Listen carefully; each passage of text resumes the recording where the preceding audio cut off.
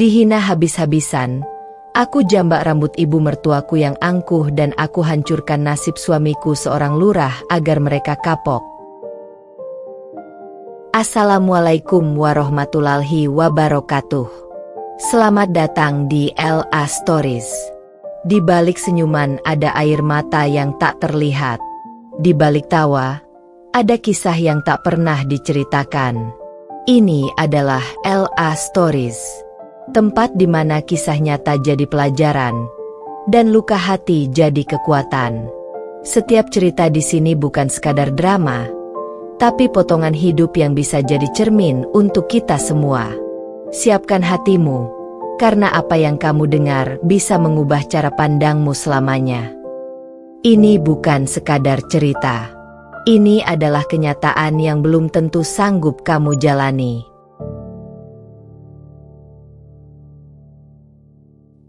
Aku hanyalah perempuan biasa yang menikah karena cinta, tapi ternyata cinta itu hanyalah tiket untuk dipermalukan, direndahkan, dijadikan budak oleh ibu mertuaku yang angkuh dan suamiku yang haus jabatan. Mereka menjadikanku pelayan rumah, menyuruhku mencuci kaki mereka, memaki setiap langkahku, dan mempermalukan keluargaku karena katanya aku hanya perempuan tak berguna. Tapi mereka lupa. Diamku bukan berarti bodoh. Saat mereka tertawa di atas penderitaanku, aku membangun kekuatanku sendiri. Dan pada saat yang tepat aku menjambak harga diri mereka satu persatu, secara harfiah dan harfiah. Aku tarik rambut kesombongan ibu mertuaku, dan aku runtuhkan jabatan suamiku yang lurah angku itu, hingga ia jatuh dari panggung dan tak bisa lagi menatap mata siapapun. Kini aku tertawa berdiri di atas reruntuhan mereka. Jangan lupa like kalau kamu pernah merasa dipermalukan tapi memilih bangkit. Komen jika kamu punya cerita tentang mertua atau pasangan yang mempermalukanmu, dan bagaimana kamu lawan balik. Subscribe untuk cerita-cerita balas dendam yang mengguncang emosi dan penuh pemberdayaan wanita. Sebelum masuk ke ceritanya, jangan lupa absen dulu Bunda. Bunda semuanya dari daerah mana saja. Dan bagi yang sudah subscriber semoga rezekinya lancar. Namaku Akila Rahmasari. Seorang perempuan biasa, berasal dari keluarga sederhana, anak sulung dari 3 bersaudara, lulusan D3 Administrasi Niaga di sebuah kampus swasta yang tak terlalu dikenal. Ayahku seorang pensiunan guru SD. Ibuku menjual kue untuk menambah nafkah. Kami hidup bersahaja, tapi penuh cinta. Dan aku adalah tipe perempuan yang percaya bahwa pernikahan akan menjadi babak kehidupan paling tenang, paling indah, paling penuh makna. Semua itu aku yakini, sampai aku menikah dengan seorang pria bernama Reza. Awalnya semua terasa seperti mimpi. Reza adalah lurah muda di kampung kami, punya jabatan, disegani, wajahnya manis dengan logat bicara yang menenangkan. Semua orang bilang aku beruntung. Akila, kamu kayak menang undian. Lurah, cantik pula. Itu kata tetanggaku. Aku pun sempat berpikir, mungkin inilah takdir terbaik yang Tuhan siapkan.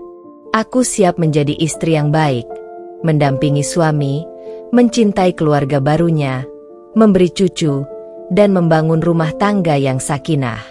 Tapi mimpi itu langsung berubah jadi kabut kelabu pada malam pertama pernikahan kami. Bukan karena kami tak berhubungan, tapi karena aku disuruh tidur di ruang tamu oleh ibu mertuaku sendiri. Alasannya? Perempuan kayak kamu gak pantas tidur di kamar utama malam ini. Biar kamu tahu tempatmu. Aku kaget, tergugu. Aku menatap Reza yang berdiri kaku di belakang ibunya. Tapi dia hanya diam. Tak membela, tak memprotes. Hanya menunduk lalu berbalik masuk kamar sendirian. Meninggalkanku sendiri di ruang tamu dalam gaun malam pengantin. Malam itu aku tidur sambil menangis. Gaun pengantin yang tadinya putih berubah kusam karena air mata. Hatiku sobek. Tapi aku masih mencoba berpikir positif. Mungkin besok akan lebih baik. Mungkin ini hanya emosi awal. Tapi ternyata, itulah awal dari neraka pernikahanku. Keesokan paginya, sebelum subuh, aku dibangunkan dengan lemparan sendal. "Ibu Lurah baru kok tidur kayak ratu? Bangun. Ada piring kotor di dapur. Bersih-bersih sana." Aku terdiam. Tak percaya. Tapi tetap berdiri dan menurut. Aku cuci piring. Cuci baju. Sapu halaman. Semua kulakukan dengan hati yang mencoba tetap utuh. Tapi setiap harinya semakin parah. Aku tidak dipanggil Akila, tapi dipanggil perempuan murahan. Aku tak boleh duduk di ruang tamu saat ada tamu laki-laki. Katanya nanti malu karena aku tak punya darah bangsawan. Aku tak boleh bersuara saat keluarga Reza rapat. Katanya pendapat perempuan sepertiku itu racun. Setiap hari aku dihina, dilecehkan, dipermalukan. Bahkan saat haid pun aku disuruh menyikat kamar mandi pakai tangan kosong. Dan Reza, suamiku, dia berubah jadi robot. Diam, patuh pada ibunya. Katanya, mama itu berjasa masukkan aku jadi lurah. Aku nggak bisa bantah. Tapi yang paling menyakitkan adalah, dia tak pernah memanggilku dengan nama sayang. Tak pernah mencium keningku. Tak pernah mengajakku bicara sebagai pasangan. Dia hanya menyuruh. Menyuruh. Menyuruh.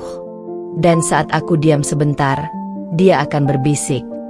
"Ingat ya, kamu bukan siapa-siapa tanpa aku." Waktu berlalu. Aku seperti budak. Dari pagi sampai malam, hidupku hanya diisi kerja fisik dan caci maki.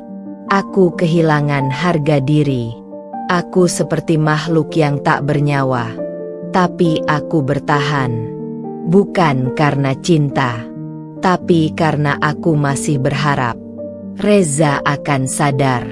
Aku masih percaya, barangkali ibu mertuaku akan luluh jika aku terus bersabar. Tapi ternyata aku salah besar.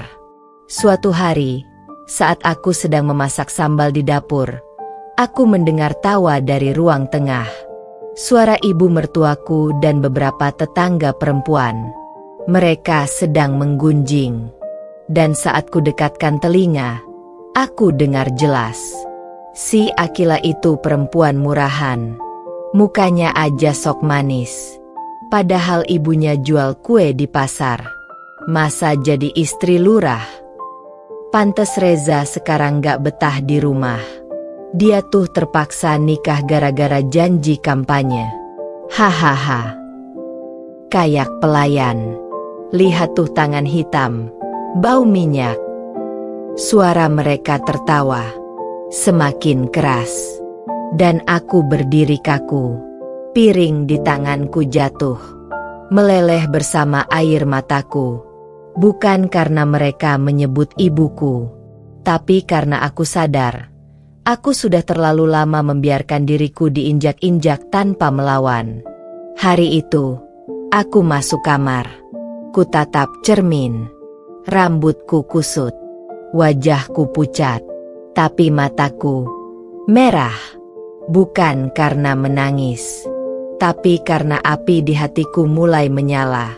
Cukup. Sampai di sini. Aku bukan Akila yang mereka hina lagi. Aku akan berubah.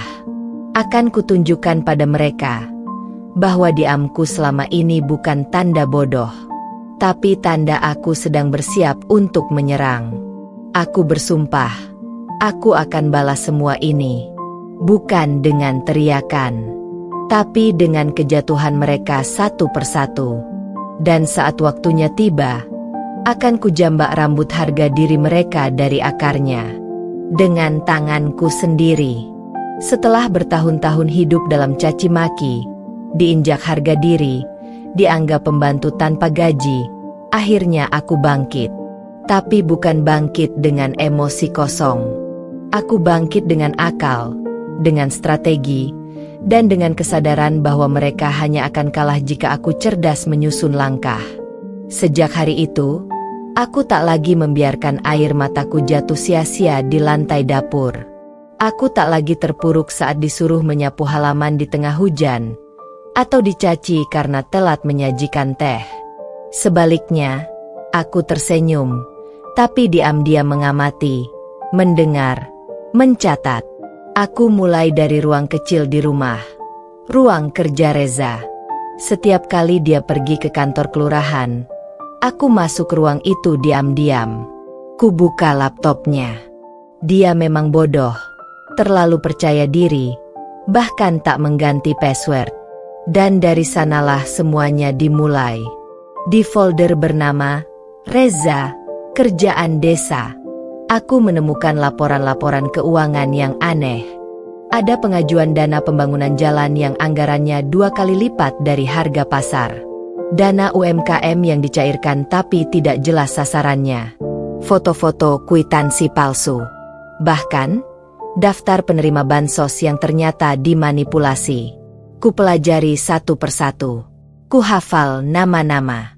Ku salin ke flash disk kecil yang kusembunyikan di sela-sela buku resep ibuku di dapur. Setiap malam aku mendengar ibu mertuaku dan Reza membicarakan soal setoran bulanan dari proyek desa. Mereka pikir aku tuli. Tapi sebenarnya, aku sedang menyimpan amunisi. Kita harus kasih 15 juta ke camat bulan ini biar proyek pasar lanjut. Tenang. MA, dana sumbangan masjid itu bisa dialihkan. Toh gak ada yang periksa. Kamu yakin gak bakal ketahuan? Selama aku lurah, gak akan. Semua orang takut sama aku. Dan disitulah kesalahan mereka. Mereka kira aku tidak punya taring. Aku pelajari semua struktur desa. Siapa kepala dusun, siapa bendahara, siapa pengelola koperasi, siapa ketua RT yang curiga. Aku dekati mereka perlahan. Kupura-pura mengantar makanan, ngobrol basa-basi, lalu menyisipkan pertanyaan-pertanyaan kecil yang memberi informasi besar. Di balik diamku, aku menyusun peta besar kehancuran mereka. Hingga suatu malam, aku menemukan bukti paling fatal. Sebuah rekaman suara Reza sedang berbicara dengan kontraktor soal markup anggaran jembatan. Gue tulis 180 juta. Lu kasih gue 50 juta. Sisanya urusan lu deh. Tapi jangan sampai bocor ya. Istri gue kadang suka kepo. Istri yang kepo itu adalah aku. Dan sekarang aku tahu semuanya. Setelah dataku kumpulkan, aku mulai mencari jalan keluar. Aku diam-diam menghubungi temanku di Jakarta yang bekerja sebagai jurnalis investigasi. Namanya Lila. Kami dulu teman kosan saat kuliah. Dia yang bilang, kalau kamu punya bukti valid, kirim ke aku. Tapi kamu harus siap. Karena setelah ini, hidup kamu gak akan sama lagi. Aku tak takut. Karena aku tahu, yang selama ini hidup bukan aku, tapi mayat berjalan yang mereka perlakukan seperti peliharaan. Aku siap. Bahkan jika aku harus tidur di kos sempit nanti, asalkan aku bebas dari neraka ini dan bisa menyeret mereka ke lubang gelap yang dulu mereka gali untukku. Dan sebelum aku benar-benar meledakkan semuanya, aku siapkan satu kejutan. Kutulis semua kisahku dalam bentuk naskah. Sebuah buku tentang penderitaanku sebagai istri pejabat desa, dan bagaimana seorang perempuan bisa membongkar borok korupsi dengan tangan sendiri. Buku itu akan menjadi senjata keduaku setelah data. Karena aku ingin seluruh Indonesia tahu siapa sebenarnya Reza dan ibunya. Dan di satu malam saat hujan deras, aku berdiri di dapur. Ibu mertuaku kembali memaki karena aku menyajikan nasi terlalu lembek. Dia mendorongku, menjambak sedikit rambutku, lalu berkata, "Dasar perempuan sial. Kamu tuh gak pantas jadi istri anakku. Dasar hina." Aku menatap matanya. Kali ini aku tidak menangis. Aku hanya tersenyum dan berkata pelan, "Bersiaplah, karena rambutmu yang suka menjulang Sebentar lagi akan kujambak habis-habisan. Tapi bukan di dapur, tapi di depan publik. Hari itu, udara desa Mekarjaya begitu panas meskipun matahari belum benar-benar menyengat. Tapi bukan karena cuaca. Karena semua mata para perempuan desa tertuju ke satu lokasi, Balai Serbaguna, tempat acara tahunan pertemuan PKK sekecamatan. Di sana, ibu mertuaku yang sombong, yang selalu menyebut dirinya sebagai tokoh wanita paling dihormati di kampung, akan tampil sebagai pembicara utama. Temanya, ironis sekali, perempuan, pilar keluarga dan etika mulia dalam rumah tangga. Sungguh aku ingin tertawa saat membaca banner acara. Perempuan itu, yang mencaci menantunya sendiri seperti anjing jalanan, yang merampas harga diri perempuan lain karena merasa dirinya bangsawan, hari ini berdiri berbicara soal etika. Seolah-olah masyarakat ini lupa bagaimana ia mempermalukanku di depan tetangga hanya karena aku lupa mencuci spray tamu. Tapi aku tidak lupa. Aku tidak pernah lupa. Aku datang ke acara itu bukan sebagai peserta, melainkan sebagai istri lurah yang harus mendampingi. Wajahku kutata rapi, lipstikku merah marun, gaun batikku elegan. Tapi yang paling tajam adalah tatapan mataku, dingin, penuh racun. Aku duduk di kursi barisan depan, tepat di hadapannya. Dia naik atas panggung dengan angkuhnya. Seperti biasa, rambut disasak tinggi, make up menor, suara lantang penuh kepalsuan. Perempuan adalah pelita rumah tangga, maka ia harus tahu cara menjaga harga diri dan martabat keluarga. Jangan jadi perempuan yang hanya bisa menangis dan membuat malu suami. Para ibu-ibu tepuk tangan.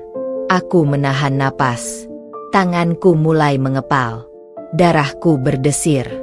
Di panggung itu, dia sedang menghina diriku secara tak langsung, seperti yang selalu ia lakukan sejak aku masuk ke dalam keluarganya. Dan kemudian, saat dia mulai menyebut-nyebut soal perempuan yang tak tahu diri dan tak bisa mendidik anak dengan baik, aku berdiri. Dengan langkah pasti, aku maju ke depan, naik ke atas panggung. Semua orang mulai heboh. Panitia panik. Tapi aku tetap berjalan.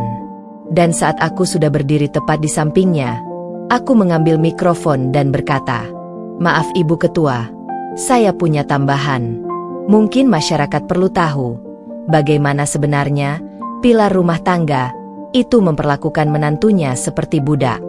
Bagaimana ia menyuruh saya menyikat WC pakai tangan, menjambak rambut saya di dapur, dan menghina keluarga saya setiap hari hanya karena saya tidak punya gelar atau silsilah bangsawan seperti dia." Semua langsung diam. Bahkan angin pun seperti berhenti. Ibu mertuaku menoleh. Matanya terbelalak. "Kamu gila ya? Turun." Tapi aku justru mendekat. Dan dengan seluruh amarah, luka, dan keberanian yang sudah terkumpul selama bertahun-tahun, aku tarik rambutnya. Jambakan itu bukan sekadar genggaman tangan. Itu adalah pelampiasan dari ribuan makian, dari malam-malam yang kutiduri dengan tubuh menggigil, dari penghinaan demi penghinaan yang tertimbun di dalam dadaku. Aku tarik rambutnya tinggi-tinggi, hingga sanggul palsunya copot, hingga para ibu-ibu menjerit dan berdiri dari kursi. Inilah perempuan yang katanya mulia itu. Lihat siapa dia tanpa topeng, tanpa penghargaan palsu, tanpa mulut manisnya. Dia berusaha melepaskan genggamanku, tapi aku menahan kuat. Hingga akhirnya panitia naik ke atas panggung, mencoba melerai. Tapi aku tak mau pergi sebelum berkata satu kalimat terakhir di mikrofon. "Saya akan pastikan, harga diri yang kau injak itu akan bangkit dan menginjakmu balik. Ini belum selesai. Ini baru permulaan." Aku turun panggung. Gaunku sedikit kusut. Tapi aku tegak. Semua mata padaku. Tapi kali ini bukan dengan pandangan kasihan, tapi kagum, takjub. Beberapa ibu bahkan berbisik, "Akilah hebat, akhirnya ada yang berani." Dan saat aku berjalan keluar, seseorang memegang tanganku. Seorang perempuan muda, istri salah satu kepala dusun. "Kak, aku juga menantu beliau. Aku juga pernah dijambak. Aku pernah dipaksa menggugurkan kandungan karena katanya aku tak layak jadi ibu. Terima kasih. Karena hari ini aku merasa tak sendiri. Aku memeluknya. Aku tak berkata apa-apa. Tapi hatiku berkata, perang ini bukan hanya untukku, tapi untuk semua perempuan yang pernah dijadikan budak oleh mertua, yang pernah ditindas oleh budaya patriarki berkedok keluarga. Dihina habis-habisan, aku jambak rambut ibu mertuaku yang angkuh dan aku hancurkan nasib suamiku seorang lurah agar mereka kapok. Ditulis dalam gaya super panjang, sangat mendetail, emosional, dan pada tanpa spasi berlebihan, menampilkan babak awal kehancuran reputasi dan jabatan suami lurah yang sombong, akibat kelengahan dan keserakahannya sendiri. Setelah insiden di panggung PKK, kabar menyebar lebih cepat dari angin. Dalam waktu 1 malam, video jambakan rambut sang ibu lurah terhormat beredar luas di WhatsApp grup ibu-ibu pengajian, grup PKK desa tetangga, bahkan sampai ke kantor kecamatan. Banyak yang menyayangkan tindakanku, tapi lebih banyak yang bersorak diam-diam. Karena siapa yang tak tahu sikap mertuaku itu? Ia memang licin di depan umum, tapi busuk di belakang pintu. Dan aku hanyalah perempuan pertama yang berani menelanjangi topengnya. Tapi lebih dari itu, video tersebut hanyalah pemantik. Yang kutunggu sesungguhnya adalah reaksi Reza, suamiku. Laki-laki berhati iblis yang bersembunyi di balik jas kehormatan jabatan lurah, yang pikirannya dipenuhi dengan setoran proyek, gratifikasi, dan obsesi akan kekuasaan kecil yang ia anggap tahta raja. Malam itu ia pulang ke rumah dengan wajah pucat. Matanya menyala-nyala, bukan karena marah, tapi karena panik. Gila kamu ya? Gila. Kamu bikin malu aku sedesa. Mama sampai pingsan. Semua orang ngomongin rumah ini. Aku diam. Tidak membalas. Hanya menatap lurus ke matanya. Aku gak tahu lagi harus ngadepin warga gimana. Kamu tuh istri lurah, bukan preman pasar. Aku tersenyum miring. Lebih baik jadi preman yang jujur, daripada pejabat busuk yang sok suci tapi nguras uang rakyat. Matanya membulat, tangannya mengepal. Tapi sebelum dia bicara lebih jauh, aku mendekat dan berbisik ke telinganya. Kamu tahu nggak, Zah? Hari ini laporan proyek jembatan fiktifmu udah aku kirim ke Inspektorat Provinsi. Lengkap. Sama bukti aliran dana dan rekaman suara kamu. Jangan lupa siapin pengacara. Ya, lurah. Dia terduduk. Mulutnya terbuka. Bibirnya gemetar. Kamu bohong. Aku berdiri. Membuka dompet kecilku. Dan menaruh flash disk biru di atas meja. Silakan cek. Semua bukti transaksimu selama 2 tahun. Uang siluman, kwitansi palsu, daftar nama palsu penerima bansos, semua lengkap. Bahkan rekaman kamu bilang, gampanglah nyari warga fiktif buat proposal. Aku simpan 2 salinan. 1 di tanganku. 1 lagi sudah sampai ke tangan wartawan. Gila kamu gila, teriaknya sambil membanting vas bunga. Tapi aku tetap tenang. Enggak, aku cuma balas dendam. Dendam seorang istri yang kau injak harga dirinya di setiap pagi dan kau permalukan tiap malam. Dendam seorang menantu yang kau anggap pelayan, tapi ternyata jauh lebih cerdas dari seluruh keluargamu. Dia terdiam. Nafasnya berat. Wajahnya merah padam. Tapi dia tahu semua ini nyata. Dan yang lebih menyakitkan baginya, aku yang melakukannya. Aku, perempuan yang dulu ia hina karena hanya lulusan D3. Aku, yang katanya tak pantas berdampingan dengannya karena tak punya silsilah keluarga pejabat. Aku, yang katanya tak tahu dunia pemerintahan, kini menyeretnya ke liang hukum dengan bukti yang tak terbantahkan. Keesokan harinya, berita mulai menyebar. Lurah Desa Mekarjaya diduga selewengkan dana infrastruktur 420 juta rupiah. Nama Reza tertulis jelas. Wajahnya terpampang di media online lokal. Dan para wartawan mulai mendatangi kantor desa. Hari itu juga, aku meninggalkan rumah itu. Bukan karena diusir. Tapi karena aku sudah selesai dengan tempat itu, aku pindah ke rumah kecil milik almarhumah nenekku. Di sana aku bisa hidup tenang, tanpa caci maki, tanpa teriakan mertua, tanpa tatapan sinis suami yang hanya mencintaiku kalau aku diam dan tunduk. Tapi aku tidak diam lagi. Aku tidak tunduk lagi. Aku berdiri tegak, menghadap dunia. Dan aku siap menyaksikan bagaimana hidup Reza dan keluarganya akan hancur pelan-pelan. Bukan karena aku kutuk, tapi karena mereka menggali lubang itu sendiri dengan tangan serakah mereka. 3 hari setelah laporan itu masuk, balai desa yang biasanya sunyi berubah seperti sarang lebah. Mobil-mobil hitam berplat merah dan mobil dinas bercorak lembaga pengawasan mulai terparkir rapi di depan kantor desa.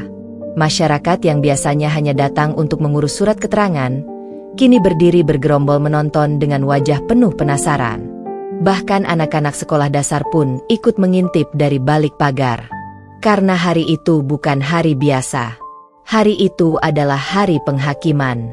Dari mobil dinas turun 2 pria berpakaian rapi.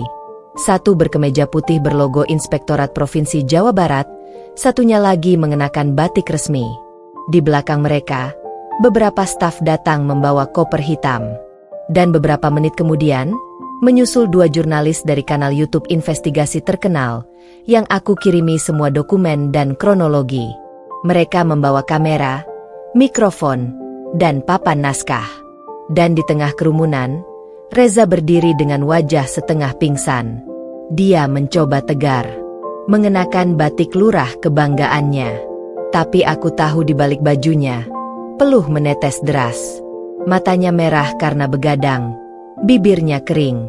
Dan ibu mertuaku? Dia tidak muncul sama sekali. Menurut kabar, ia histeris sejak video jambak rambutnya viral dan kini tak berani keluar rumah.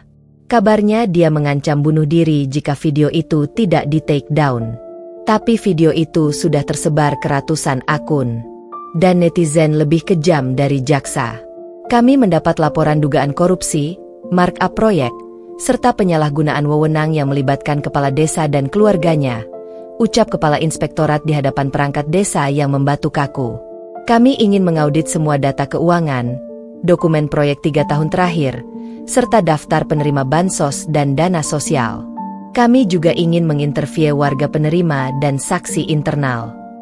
Aku hadir. Duduk di pojok ruangan kantor desa dengan pakaian netral dan masker. Tidak banyak bicara, tapi semua mata curiga padaku. Reza tahu aku pelakunya, tapi dia tak bisa berbuat apa-apa, karena seluruh amunisi sudah kulepas. Ini bukan lagi perang pribadi. Ini sudah jadi urusan negara. Dan tak perlu waktu lama, satu persatu borok Reza terbongkar. Dana pembangunan jembatan 180 juta rupiah, hanya digunakan 60 juta rupiah. Sisanya masuk rekening pihak ketiga, fiktif. Dana koperasi desa disalurkan ke nama-nama keluarga Reza. Bahkan salah satunya ke rekening atas nama ibunya sendiri. Proposal pelatihan UMKM dengan dana ratusan juta, padahal pelatihan itu tidak pernah dilaksanakan. Bahkan lebih parah, ada 32 nama penerima bantuan COVID fiktif yang ternyata nomor KTP-nya dibuat-buat dan uangnya diserap oleh sekretaris desa yang dekat dengan Reza. Hari itu, kantor desa tak lagi terlihat seperti kantor pelayanan, tapi seperti ruang interogasi. Dan aku hanya duduk diam, mengamati dari balik masker. Tapi aku tahu, aku adalah biang kerok dari kekacauan ini. Dan aku tidak menyesal sedikit pun. Sore menjelang. Kamera wartawan masih menyala.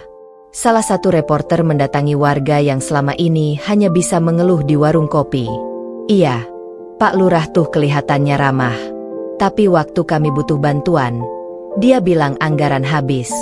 Padahal tiap bulan kami dengar ada cairan dana terus.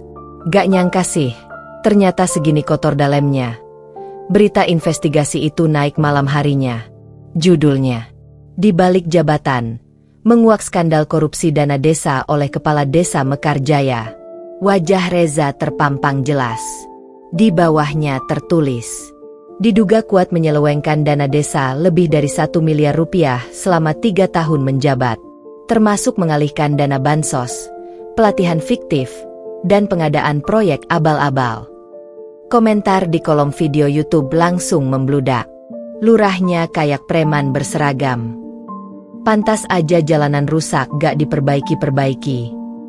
Salut buat yang berani bongkar. Semoga istrinya masih waras hidup bareng begini. Gak nyangka, luar biasa busuk. Dan saat berita itu menyebar, telepon dari dinas kabupaten pun datang ke Reza.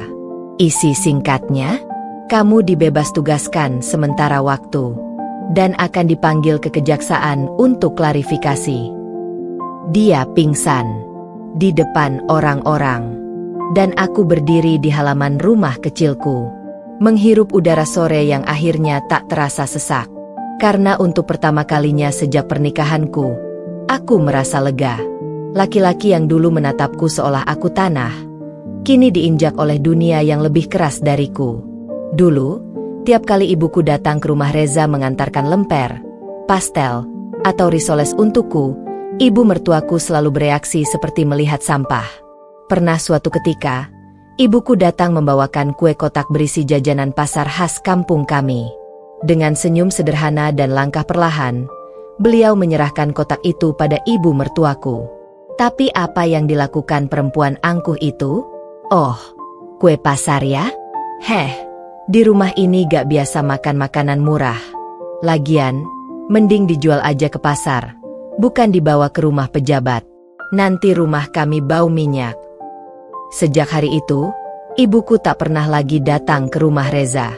Tapi aku tahu, di balik diamnya, hatinya remuk. Ibuku bukan perempuan keras, tapi dia tahu batas harga dirinya. Dan sejak hari itu pula, dalam diam, aku menyimpan satu janji. Suatu hari nanti, Bu, orang-orang yang menghina tanganmu akan mencium aromanya dengan rasa lapar. Dan hari itu, akhirnya datang. Setelah aku keluar dari rumah Reza, aku memutuskan kembali ke rumah peninggalan nenekku bersama ibuku. Di halaman depan rumah kecil itu, aku dan ibu mulai membuat dapur sederhana. Tak mewah. Hanya 2 meja panjang, beberapa loyang besar, dan wajan tua yang sudah dipakai sejak aku kecil. Tapi dari dapur itu, keajaiban dimulai. Kudokumentasikan semuanya.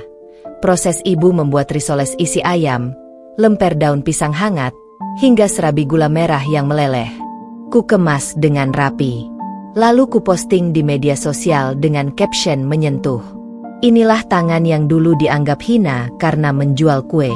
Tapi dari tangan inilah aku belajar tentang perjuangan, ketekunan, dan cinta sejati seorang ibu. Viral. Video itu disukai ribuan orang. Komentar mengalir. Pesan DM masuk tanpa henti. Banyak yang ingin pesan, banyak yang menawarkan kerjasama. Dalam seminggu, kami kewalahan menerima pesanan. Dan pada minggu kedua, kami tak sanggup lagi menampung semua order dari dapur rumah. Maka aku menyewa satu ruko kecil tak jauh dari jalan raya. Dan pada bulan ketiga, toko kue Bu Rahma resmi dibuka. Hari pertama dibuka, antrean mengular. Bahkan ada pelanggan yang datang dari luar kota hanya untuk mencicipi serabi dan onde-onde Bu Rahma yang sempat viral. Ini kue yang bikin anaknya berani lawan lurah korup itu ya? Ibu ini hebat banget. Mau dong selfie. Setiap kali seseorang memuji ibu, setiap senyum pelanggan di depan etalase kaca, hatiku hangat.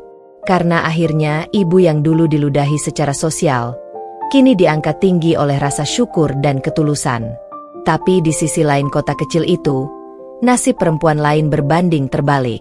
Ibu mertuaku, perempuan bersanggul itu kini tak berani lagi menatap mata orang. Dulu dia melenggang di pasar seperti ratu. Penjual sayur menyapanya, tukang ayam memberi potongan harga. Tapi kini, saat ia mencoba datang ke pasar mengenakan masker dan kacamata hitam, bisikan-bisikan terdengar jelas. Itu tuh yang dijambak di acara PKK. Ibu lurah korup ya? Ih, dulu songong banget sama menantunya, sekarang ditinggal anaknya ditahan kejaksaan. Jual muka aja gak laku. Dia pernah mencoba membeli cabe di lapak dekat jalan besar. Tapi si pedagang menolak secara halus. "Maaf Bu, cabai kami gak cocok buat Ibu. Terlalu pedas. Nanti malah ngamuk lagi." Lalu semua orang di sekitar tertawa. Ibu mertuaku diam, lalu kabur. Mukanya merah. Sakit hati. Tapi itu baru awal. Kabar Reza yang akan segera dipanggil KPK karena ada indikasi pencucian uang membuat seluruh keluarga mereka runtuh mentalnya. Rumah megah yang dulu dipenuhi tamu kini kosong. Bahkan adik Reza yang kuliah di luar kota malu mengaku anak lurah. Dan aku hanya menonton dari jauh. Tanpa tawa, tanpa dendam. Karena Tuhan sudah mengurus mereka dengan sangat rapi. Setiap hari, toko kue kami laris. Setiap kali ibu menerima uang dari pelanggan, aku tahu itu bukan sekadar uang.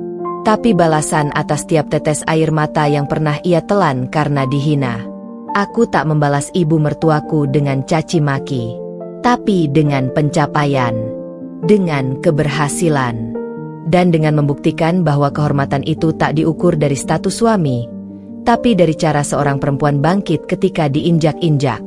Pagi itu mendung menggantung rendah, tapi tidak ada hujan yang turun dari langit. Yang turun adalah air mata dan reputasi seorang lelaki yang dulu berkata padaku, "Tanpa aku, kamu bukan siapa-siapa, Akila. Kamu cuma anak penjual kue yang numpang hidup di rumah ini." Namun hari itu, di teras kantor Kejaksaan Negeri Kabupaten, aku menyaksikan dengan mata kepalaku sendiri, laki-laki yang dulu menatapku seperti budak kini menangis di depan kamera wartawan, memohon pengampunan yang sudah tak layak ia terima. Reza datang mengenakan batik biru tua yang biasa ia pakai saat apel pagi. Tapi hari itu warnanya seperti kesuraman. Di wajahnya, tak ada lagi arogansi, tak ada lagi senyum jumawa. Hanya wajah lelah, kantung mata yang menghitam, dan tubuh yang lebih kurus dari terakhir kali aku melihatnya. Ia didampingi 2 pengacara. Tapi pengacara manapun tidak bisa menyelamatkan seseorang yang selama ini menggali kubur reputasi dengan tangannya sendiri. Wartawan mengepungnya. Mikrofon diarahkan ke wajahnya. Kamera berkerlap-kerlip seperti lampu kilat neraka. Tapi tak ada yang menyilaukan kenyataan bahwa ia sedang diperiksa sebagai tersangka. "Bapak Lurah, apakah benar Anda menggelapkan dana desa dan menyalahgunakan wewenang selama menjabat? Apakah benar ada uang proyek yang ditransfer ke rekening keluarga? Apakah benar istri Anda yang membongkar kasus ini?" Dan tiba-tiba, Reza menangis. Di depan umum, di depan kamera, di depan semua warga yang menonton siaran langsung lewat kanal berita lokal. Saya salah. Tapi, saya bukan pelaku utama. Saya cuma nurut sama permintaan Mama. Mama yang atur semua, dari dana, proyek, bahkan penerima fiktif. Saya cuma jalankan. Saya cuma anak yang pengen bikin bangga orang tua. Hening. Seluruh wartawan terdiam sejenak. Kepala kejaksaan yang berada di sampingnya menatap tajam. "Artinya Anda menyeret ibu Anda sendiri dalam kasus ini?" Reza mengangguk. Terisak. Tangannya gemetar. "Iya. Mama yang suruh saya takut ditentang Mama, dia ancam putus hubungan kalau saya gak nurut, saya gak kuat, saya cuma..." Aku menutup mulutku sendiri saat menyaksikannya. Bukan karena iba, tapi karena heran, bagaimana seseorang yang begitu sombong bisa berubah jadi lelaki selemah ini hanya dalam hitungan minggu? Dulu, dia dengan lantang menghina ibuku hanya karena membawa kue. Dulu dia berani menyiramku dengan kata-kata najis. Tapi kini, air matanya sendiri yang membuat wajahnya tampak kotor. Dan tak berhenti di situ. Pengacara kejaksaan mulai membeberkan dokumen. Mereka menunjukkan transfer dana dari rekening desa ke rekening atas nama ibunya. Jumlahnya tak main-main, ratusan juta rupiah. Mereka juga menunjukkan bukti percakapan WhatsApp antara Reza dan ibunya tentang pengamanan dana, transfer ke yayasan fiktif, dan pengalihan bantuan sosial ke keluarga sendiri. Semua atas permintaan beliau, ucap Reza sambil menunjuk layar. "Saya cuma anak yang takut durhaka.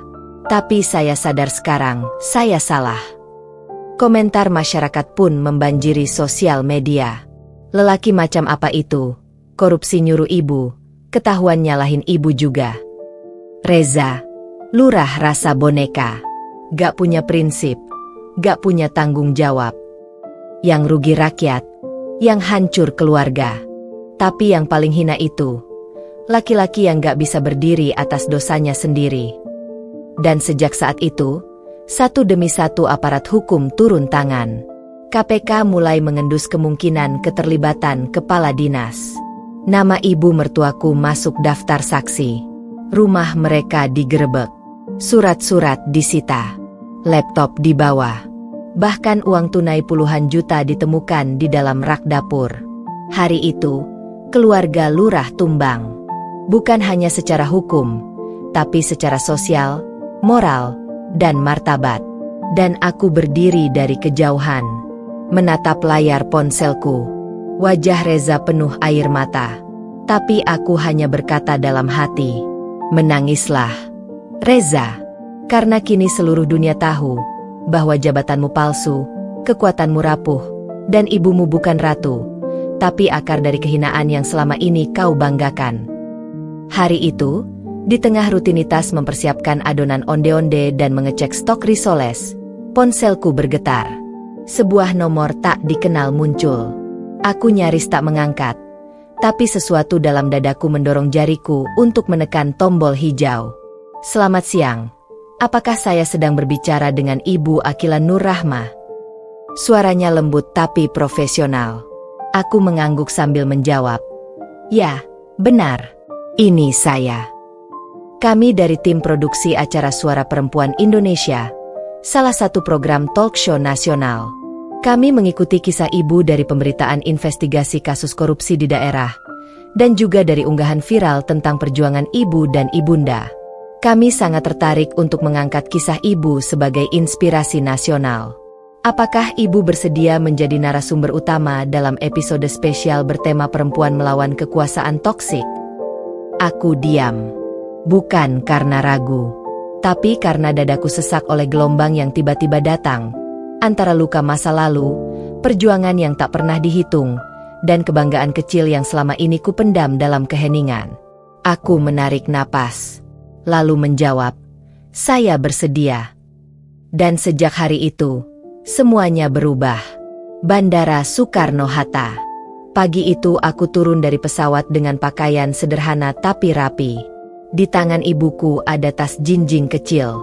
Wajahnya tegang, tapi matanya berbinar. Ini pertama kalinya kami naik pesawat. Ini pertama kalinya kami diundang oleh dunia yang dulu menghina kami karena dianggap orang kecil. Tapi lihat kami sekarang. Kami berjalan di lorong VIP, dijemput oleh mobil produksi TV nasional, dibawa ke hotel bintang 4, disambut dengan senyum dan segelas welcome drink. Ibu Akila, kami senang sekali bisa mengundang ibu. Semoga ibu nyaman ya selama di Jakarta. Studio tempat acara berlangsung penuh dengan lampu sorot. Kru lalu lalang menyiapkan panggung. Di layar LED besar terpampang nama episodenya. Dari menantu tertindas ke simbol keadilan, suara Akila untuk semua perempuan. Tepat pukul 20 WIB, siaran dimulai. Presenter terkenal yang biasanya hanya kulihat di TV kini duduk di sebelahku. Pemirsa, malam ini kita kedatangan seorang perempuan luar biasa dari pelosok Jawa Barat. Ia bukan artis, bukan pejabat, tapi kisah hidupnya lebih dramatis dari sinetron. Ia berani melawan keluarga suaminya yang berkuasa, membongkar korupsi, dan membela harga diri ibunya yang dihina. Inilah Akila Rahma. Tepuk tangan meledak. Mataku berkaca-kaca. Tapi aku kuatkan suara saat mic disodorkan padaku. Saya bukan orang hebat. Saya hanya perempuan biasa yang lelah diinjak-injak. Saya pernah dikatakan tidak berguna, dianggap budak, dan bahkan disuruh menyikat lantai dengan tangan. Tapi saya diam bukan karena takut, melainkan karena menunggu waktu yang tepat. Dan saat waktu itu tiba, saya berdiri, bukan hanya untuk saya, tapi untuk ibu saya, dan untuk semua perempuan yang pernah dibungkam oleh kekuasaan. Studio sunyi. Presenter sampai menunduk. Beberapa kru menitikkan air mata. Bahkan live chat yang biasanya penuh candaan, malam itu dipenuhi komentar. Kak Akila inspirasi banget. Saya juga korban mertua seperti itu. Terima kasih sudah bersuara. Semoga semua perempuan sekuat Kak Akila. Air mataku jatuh. Kisah ini seperti hidupku sendiri. Wawancara malam itu membuka semua luka. Tentang hari-hari aku tak boleh duduk di meja makan. Tentang malam pertama yang dijadikan malam penghinaan. Tentang ibuku yang dihina karena menjual onde-onde. Tapi juga tentang bagaimana aku bangkit. Tentang toko kue yang kini antriannya mengular. Tentang masyarakat yang mendukungku. Dan tentang satu hal yang paling penting. Kita tak bisa memilih dilahirkan dari keluarga mana. Tapi kita bisa memilih untuk tidak mewarisi perlakuan buruk dari keluarga yang membesarkan kita. Dan saya memilih untuk tidak menjadi seperti mertua saya. Malam itu, aku kembali ke hotel dengan ratusan pesan masuk di ponsel. Permintaan wawancara, undangan seminar, bahkan ada LSM perempuan yang mengajakku menjadi duta kampanye kesetaraan di daerah. Dan di desa, toko kue ibu dibanjiri pesanan. Tetangga yang dulu menjauh kini meminta maaf. Bahkan kepala desa baru mengundang ibu untuk jadi pembicara UMKM. Sementara itu, di rumah mertua, lampu dipadamkan.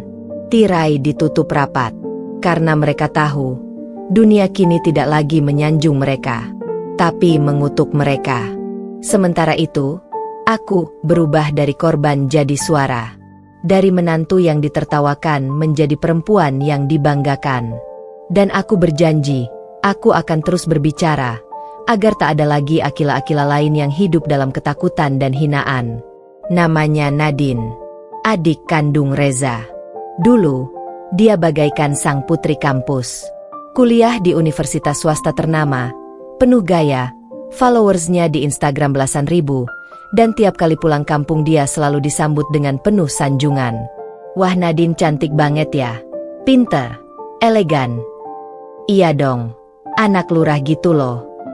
Tapi tak ada yang tahu betapa tajam lidah Nadine ketika ia bicara padaku saat aku masih tinggal di rumah mertuaku. Kak Akila itu numpang hidup ya di rumah ini? Gak malu? Emang mama gak salah yang ngambil kamu buat kakakku?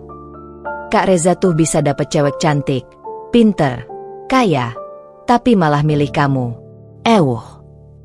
Aku masih ingat betul saat dia menumpahkan minuman dingin ke bajuku lalu tertawa sambil bilang, "UPS, maaf kak, tapi bajunya juga udah murah sih." Dan setiap aku mencoba bicara, ibu mertuaku akan menyuruhku diam. Sudahlah, Nadine itu masih muda. Jangan terlalu dimasukkan ke hati. Tapi hari itu, Nadine bukan lagi sang putri. Ia hanyalah anak pejabat yang tumbang. Siang itu aku sedang mengecek bahan baku di toko. Udara kota masih panas. Tapi tidak sepanas hatiku ketika melihat motor metik biru berhenti di depan toko. Helmnya dibuka, dan dari balik kacamata hitam besar, aku langsung mengenali wajah Nadine yang dulu penuh kesombongan, kini kuyu dan penuh noda air mata. Aku tidak segera menegur. Biarkan ia yang bicara. Dan ia pun melangkah perlahan ke dalam, disambut aroma onde-onde hangat dan etalase risoles yang nyaris kosong karena laris manis. Kak Akila. Suaranya kecil, nyaris tenggelam. Aku menatapnya. Diam. Aku tahu kak pasti benci aku. Tapi aku gak tahu harus kemana lagi. Langsung saja, jawabku datar. Aku tidak punya waktu untuk basa-basi. Nadine. Dia menarik napas panjang. Matanya mulai berkaca-kaca. Aku didu. Kak, kampusku ngeluarin surat pemberhentian. Katanya aku mencemarkan nama baik institusi karena keluargaku masuk pemberitaan korupsi. Dan aku gak bisa daftar kampus lain karena semua tahu nama keluargaku. Aku diam, menatap wajahnya yang kini tidak lagi dihias make up tebal, hanya sisa maskara yang luntur. Aku mau minta tolong. Kak Akila kan sekarang kenal banyak media, banyak koneksi. Mungkin bisa bantu, kasih klarifikasi, atau paling gak, kasih aku ruang buat lanjut kuliah. Aku mau berubah, Kak. Aku masih diam, tapi mataku tajam menusuk wajahnya. Kamu ingat gak dulu kamu bilang apa ke aku waktu bajuku basah kena minumanmu? Dia tertunduk, tak berani menjawab. Ingat gak kamu pernah bilang, aku numpang hidup? Bahwa aku gak pantas jadi istri kakakmu? Bahwa aku gak cocok hidup di rumah yang katanya terhormat itu? Dia mulai menangis. Aku minta maaf, Kak. Aku bodoh. Aku sombong. Aku cuma ikut mama waktu itu. Aku cuma anak kecil. Tapi aku sekarang sadar, semua yang Kak Akila bilang dulu itu benar. Aku menarik napas dalam. Hatiku bergetar, bukan karena iba, tapi karena kemenangan ini bukan kemenangan biasa. Ini adalah kemenangan seorang perempuan yang dulu diinjak-injak, kini didatangi oleh orang yang dulu menertawakan luka-lukanya. Nadine, kalau kamu datang ke sini minta tolong untuk menyelamatkan nama keluargamu, maaf, kamu terlambat. Tapi kalau kamu datang ke sini untuk belajar arti harga diri, maka duduklah. Dia menatapku, terkejut. Syaratnya satu, kamu bantu ibu dan aku di dapur. Tiap hari, bangun jam 4 pagi, cuci piring, cuci loyang, bantu bungkus kue. Lakukan itu selama 3 bulan. Lalu kita lihat, apakah kamu pantas untuk diselamatkan. Dia terdiam, lalu mengangguk. Dan sejak hari itu, setiap pagi aku melihat Nadine berdiri di samping ibu, dengan tangan belepotan adonan dan wajah yang penuh minyak. Tak ada lagi fashion. Tak ada lagi ponsel di tangannya. Hanya celemek penuh noda dan air mata diam-diam yang jatuh setiap ia merasa malu dengan dirinya sendiri. Rumah itu dulu berdiri megah seperti singgasana kekuasaan. 2 pilar marmer di teras depan menjulang seolah menantang langit. Lantai-lantai dari granit mengilat. Pagar besi otomatis yang hanya dibuka jika pengunjung dianggap layak. Dan taman depan yang penuh bunga impor. Di rumah itulah dulu aku dipaksa menyikat lantai dengan tangan. Di rumah itu pula aku dilarang duduk di sofa karena masih bau dapur. Rumah itu dulu jadi tempat semua harga diriku diinjak-injak. Tapi hari ini, rumah itu tinggal puing keangkuhan. Hari itu, aku sedang dalam perjalanan mengantar pesanan catering premium yang baru saja kami buka sebagai cabang usaha. Mobil pribadi baruku, MPV elegan warna champagne metalik, hasil cicilan dari keuntungan toko dan endorse YouTube, melaju pelan melewati gang besar desa. Ibu duduk di sampingku, mengenakan jilbab coklat susu dan tunik bersih. Di belakang, Nadine, yang kini sudah jadi asisten produksi kami, sedang mengamankan kotak-kotak pesanan. Saat berbelok ke arah perempatan utama desa, aku melihat sesuatu yang membuat tanganku refleks memperlambat mobil. Di depan sana, rumah itu, rumah mertuaku, sudah dipasang garis kuning bertuliskan, disegel, milik negara. 2 petugas berseragam berdiri di depan pagar yang tak lagi otomatis. Taman depan penuh ilalang. Ket rumah mulai terkelupas. Sepi, sunyi, suram. Tak ada tawa Nadine yang dulu biasa terdengar dari balkon. Tak ada aroma makanan mewah dari dapur. Yang tersisa hanya bangkai kekuasaan yang membusuk. Bu, lihat, bisikku perlahan. Ibu menoleh, lalu menghela napas pelan. Dulu, kamu keluar dari rumah itu dengan air mata. Hari ini, kamu lewati dengan senyum. Dan benar, aku tak meneteskan satupun air mata. Hanya senyum. Karena rumah itu bukan lagi simbol kekuatan mereka. Tapi bukti bahwa keangkuhan yang dibangun di atas kesombongan dan ketidakadilan pasti runtuh. Warga berdiri berkerumun. Ada yang memfoto, ada yang berbisik. Tapi sebagian besar hanya menggelengkan kepala. Katanya mewah, tapi hasil tipu rakyat. Makanya gak berkah. Ibu lurah kabarnya ngungsi ke rumah adiknya di kota. Malu katanya. Yang dulu sok nyuruh-nyuruh orang sekarang malah dikejar polisi. Aku memarkir mobil di seberang jalan sebentar. Bukan untuk menikmati penderitaan mereka, tapi untuk menutup babak lama dalam hidupku dengan tatapan terakhir.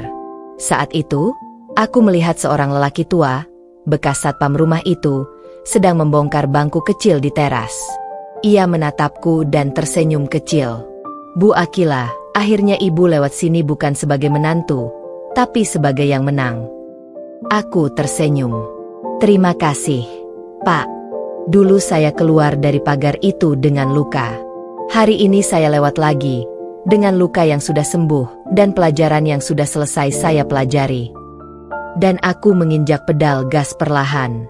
Mobil melaju lagi. Tapi kali ini, bukan dengan beban di pundak, tapi dengan kepala tegak, kemudi di tangan sendiri, dan arah hidup yang sepenuhnya aku pilih sendiri. Tak ada Reza, tak ada ibu mertua, tak ada hinaan. Yang ada kini adalah aku, ibuku, dan orang-orang yang bertahan bersamaku dalam luka, hingga tiba hari kemenangan. Pagi itu toko kami ramai seperti biasa. Deretan pelanggan mengular hingga keluar, memesan lemper isi ayam, onde-onde gula merah, dan pastel mayo yang kini jadi langganan artis YouTube kuliner lokal. Di dalam, aroma harum santan dan daun pisang memenuhi ruangan. Aku berdiri di balik kasir, mengenakan apron sederhana warna krim, rambut diikat rapi, wajah tanpa riasan tebal, tapi ekspresi penuh percaya diri. Sejak berita tentang rumah mertuaku disita negara, tiap sudut desa mulai memandangku bukan lagi sebagai mantan istri lurah, tapi sebagai ibu pengusaha sukses yang membawa nama baik keluarga tanpa bantuan siapapun. Tapi saat jam menunjukkan pukul 9.15, suasana toko tiba-tiba berubah. Pintu kaca terbuka. Suara lonceng kecil berdenting. Beberapa pelanggan berhenti menunduk. Sebagian saling berbisik. Aku mengangkat wajah, dan di sanalah dia berdiri, perempuan itu, ibu mertuaku, yang dulu menyuruhku mengepel lantai pakai tangan, yang dulu membuang onde-onde buatan ibuku ke tong sampah depan rumah, yang dulu bilang, perempuan dari keluarga miskin gak usah banyak gaya, diam, masak, dan jangan pernah berani bicara. Tapi hari itu, matanya bengkak, rambutnya tak tersanggul, kulit wajahnya tampak keriput lebih dari usia aslinya, dan langkahnya gemetar. Ia mengenakan daster kusam dan sandal jepit. Ia bukan lagi ratu rumah itu. Ia hanya sisa-sisa kehormatan yang habis dimakan waktu dan karma. Perlahan, dia berjalan ke arahku. Matanya menatapku lama. Aku tak bergerak, tak juga bicara. Aku biarkan dia mendekat. Semua karyawan berhenti. Nadine, yang tengah membungkus pesanan, mendekat ke belakang punggungku, menggenggam apronku diam-diam, gugup. "Kak, itu Bu." Aku angkat tangan, isyarat untuk tetap tenang. Dan ketika hanya beberapa langkah memisahkan kami, ibu mertuaku tiba-tiba menjatuhkan diri ke lantai toko. Ia bersimpuh, menangis, terseduh, terlalu keras hingga tubuhnya gemetar. Akila, maafkan Mama, ampuni Mama, semua ini salah Mama. Reza, hancur karena Mama. Mama yang suruh dia, Mama yang dorong dia. Tangisannya mengundang perhatian semua pengunjung toko. Mereka menatap tak percaya. Seorang pelanggan yang biasa datang tiap pagi sampai menutup mulutnya. Ya Allah, itu ibunya mantan lurah ya? Dia sujud di depan mantunya sendiri. Tapi aku tetap berdiri, tak bergeming. Wajahku datar, tak ada air mata, tak ada empati, hanya ketegasan. Karena aku tahu, perempuan itu datang bukan karena sadar, tapi karena tak punya tempat lagi untuk bersembunyi dari aib. Ia meraih kakiku, ingin mencium ujung celanaku, tapi aku mundur selangkah. Jangan sentuh aku, Bu. Suara itu bukan teriakan, bukan tangisan, tapi tegas. Tegas seperti batu nisan pada kuburan kesombongannya sendiri. Akila, Mama salah, Mama buta, Mama hina kamu, hina ibumu, Mama minta maaf. Iya, Bu, ibu memang salah. Dan saya sudah tahu itu sejak dulu. Tapi tahu tidak, yang paling menyakitkan bukan ibu menghina saya, tapi ibu menghina ibu saya. Perempuan yang membesarkan saya dengan air mata dan nasi basi. Yang membuat onde-onde bukan untuk kaya, tapi agar anaknya bisa tetap sekolah meski cuma pakai sandal jepit sobek. Ibu mertuaku menjerit. Ia menunduk lebih dalam. Tangannya mencengkeram ubin toko kami yang mengilap. Mama malu. Mama nyesel. Akila, bantu Reza. Kasihan dia. Dia di penjara. Dia hancur. Aku mendekat. Berjongkok. Menatap wajah perempuan yang dulu tak mau menatapku saat menyuruhku buang sampah ke belakang. Bu, dulu waktu saya menangis di kamar mandi karena dihina di depan tamu, ibu diam. Dulu saat saya disuruh cuci pakaian Reza dengan tangan, padahal tangan saya luka, ibu hanya bilang, itu memang tugas menantu. Sekarang, tugas saya sudah selesai, Bu. Dan saya bukan menantu ibu lagi. Ia meraung.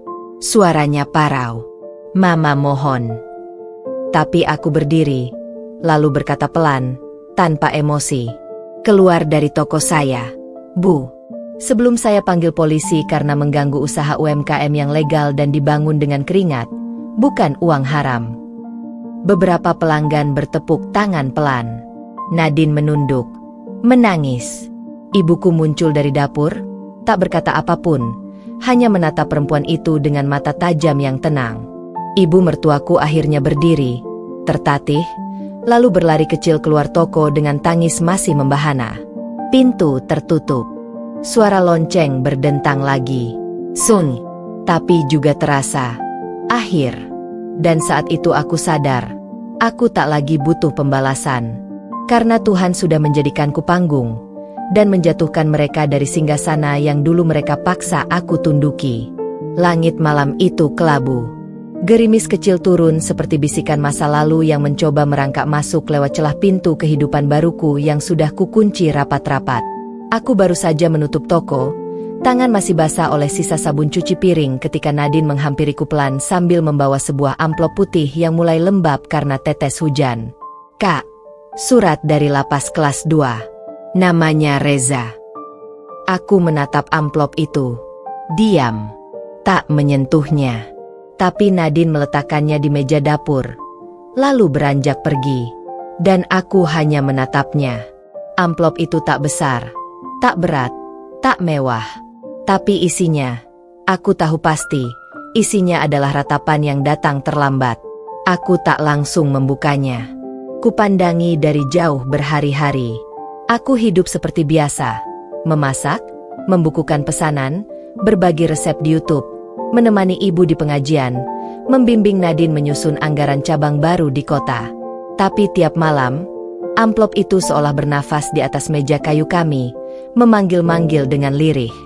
Bukalah aku, bacalah aku membawa air mata laki-laki yang dulu tertawa saat kau menangis.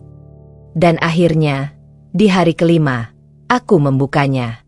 Kertas di dalamnya penuh goresan tangan Reza. Tulisannya tak rapi. Huruf-hurufnya goyah. Setiap kalimatnya seperti jeritan dari ruang sempit yang penuh penyesalan.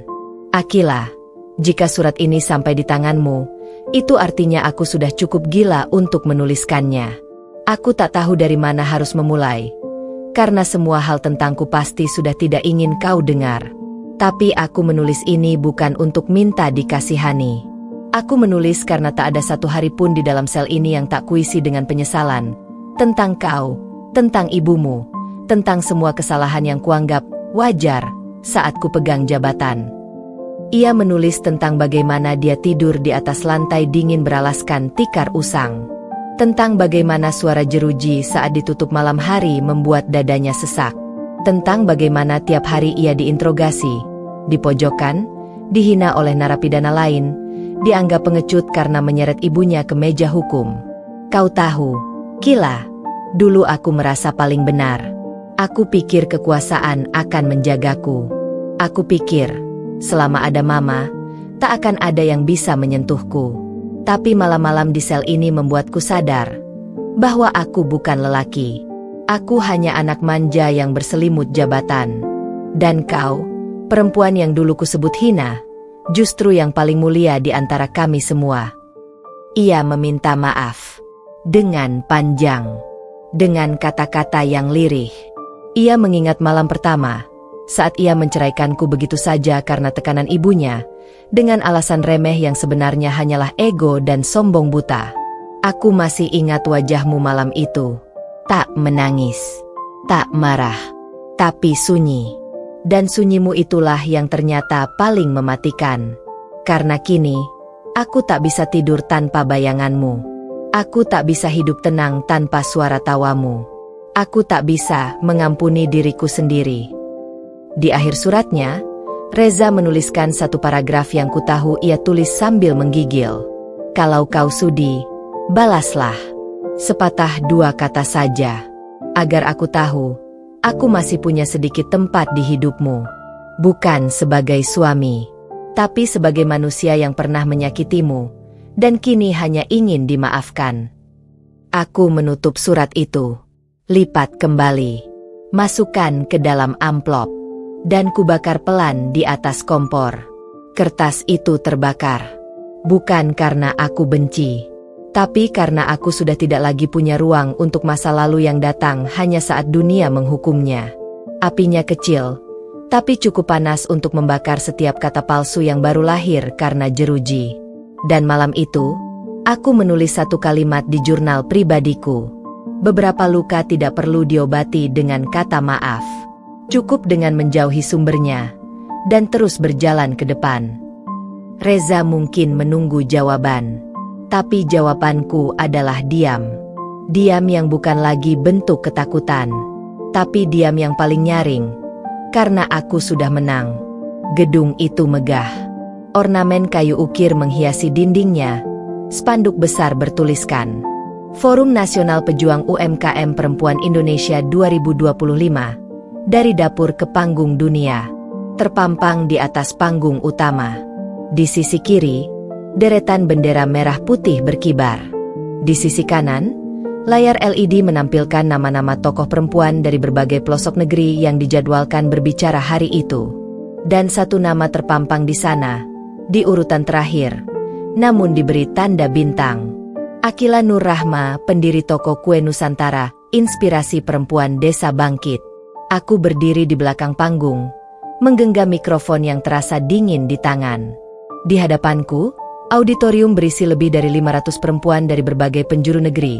Ada yang memakai kebaya sederhana, ada yang berhijab dengan semangat, ada yang masih muda, ada yang sudah renta, tapi semuanya hadir dengan satu semangat, perempuan yang menolak menyerah. Moderator memperkenalkan aku dengan narasi singkat. Ibu ini bukan artis, bukan politikus, tapi kisahnya telah membuat banyak orang berhenti memandang sebelah mata pada perempuan desa. Dia pernah dihina, dijatuhkan, tapi kini dia berdiri di sini sebagai pengusaha sukses dan suara untuk banyak hati yang luka. Mari kita sambut Ibu Akila. Tepuk tangan bergema. Aku melangkah ke atas panggung. Gaunku sederhana, berbahan tenun lokal, buatan tangan pengrajin dari kampung sebelah. Tak ada perhiasan mencolok, tapi mataku menyala. Suaraku jelas. Dan luka-luka lama yang dulu kupendam, kini kugunakan untuk bicara. Assalamualaikum warahmatullahi wabarakatuh. Perkenalkan, saya Akila. Dulu saya menantu dari seorang lurah. Tapi saya tidak berdiri di sini karena jabatan itu. Saya berdiri di sini justru karena saya pernah dibuang oleh kekuasaan yang merasa tak akan pernah runtuh. Aku mulai bercerita tentang bagaimana dulu aku dipaksa diam, tentang lantai rumah mertua yang harus kusikat setiap pagi, tentang onde-onde ibuku yang dibuang ke tanah, tentang malam pertama yang berubah jadi malam perceraian, tentang luka yang tak bisa dijelaskan, hanya bisa ditelan sendiri. Saya berdiri di sini bukan karena saya kuat sejak awal, tapi karena saya akhirnya lelah menjadi lemah. Karena saya sadar, jika saya tidak berdiri, maka saya akan selamanya diinjak. Air mata beberapa peserta mengalir. Aku lihat seorang ibu tua menggenggam tangan anak perempuannya erat-erat.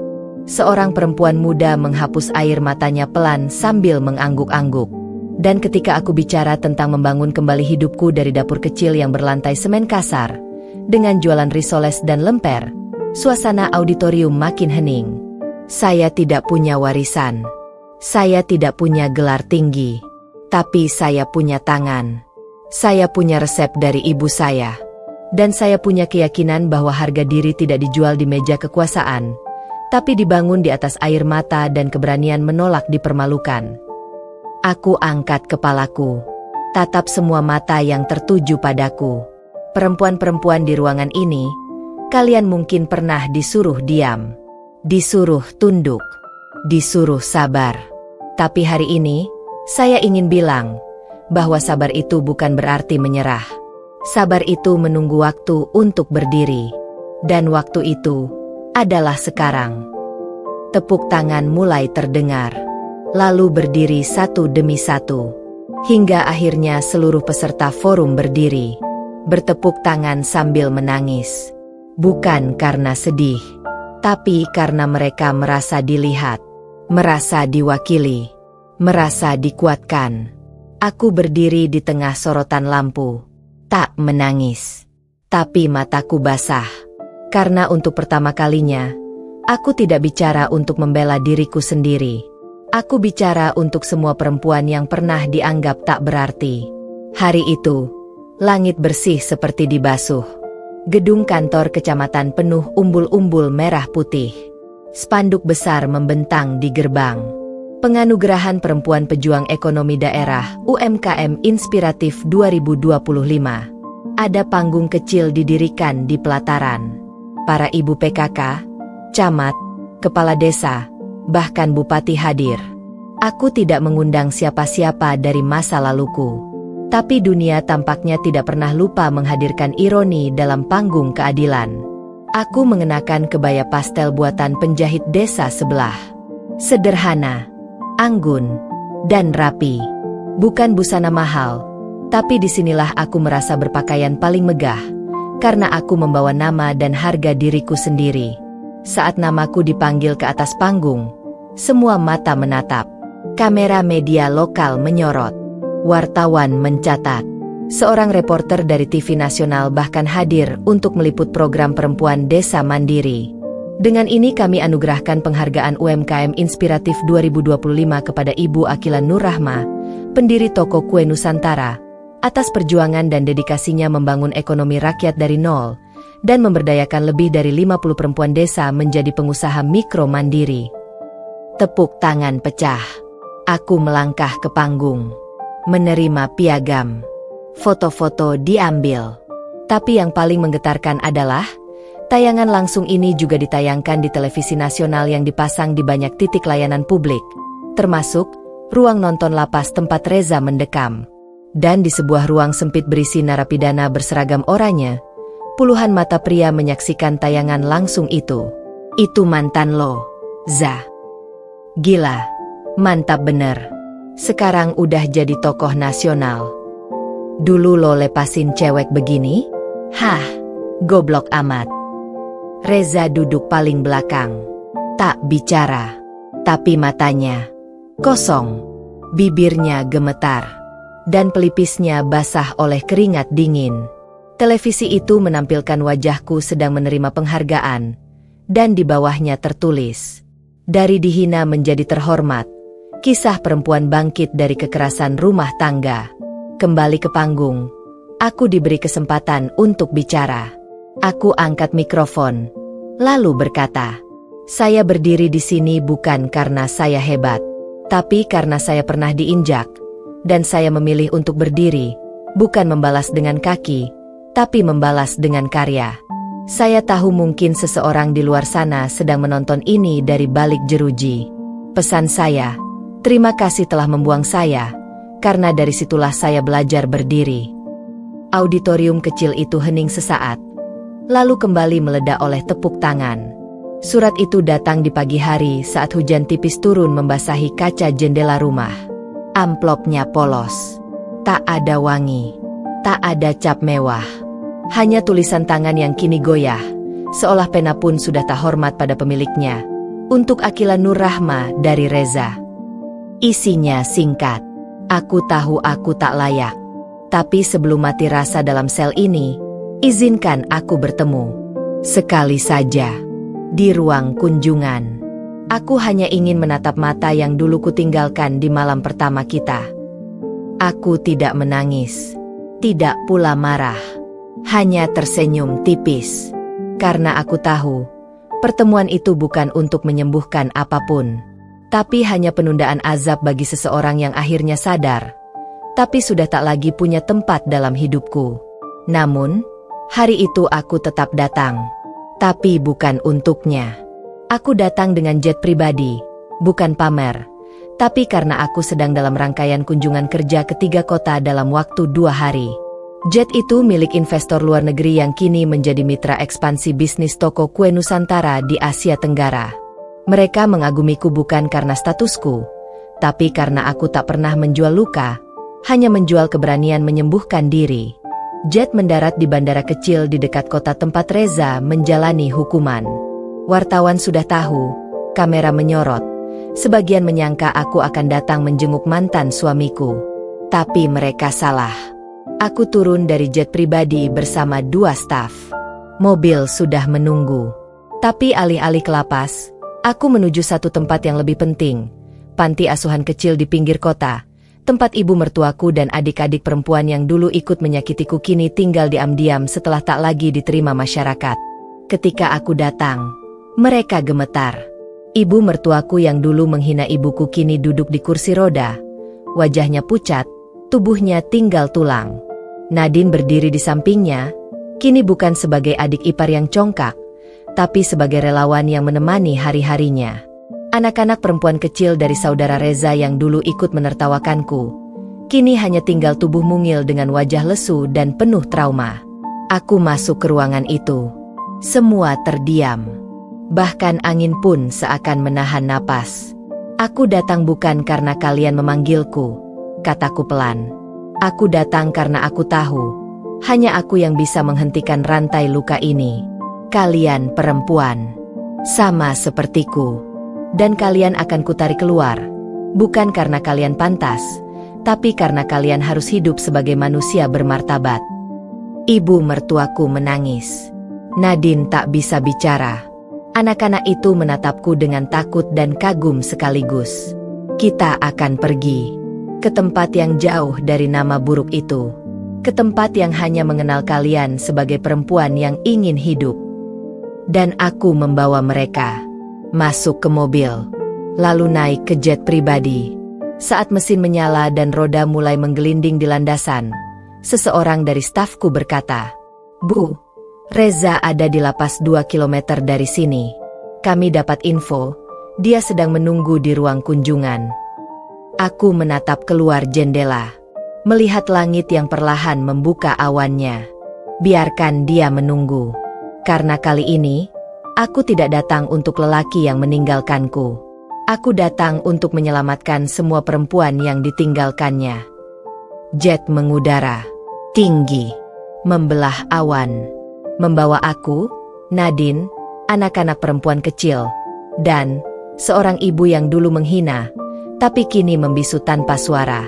Dan aku duduk dengan tenang, memandangi langit dan berkata dalam hati, "Tuhan, aku tak sempurna, tapi hari ini, aku tahu, aku sudah menang. Bukan karena membalas dendam, tapi karena aku berhenti membiarkan mereka mengatur siapa aku." Tanah itu dulu hanyalah bekas lahan sawah mati.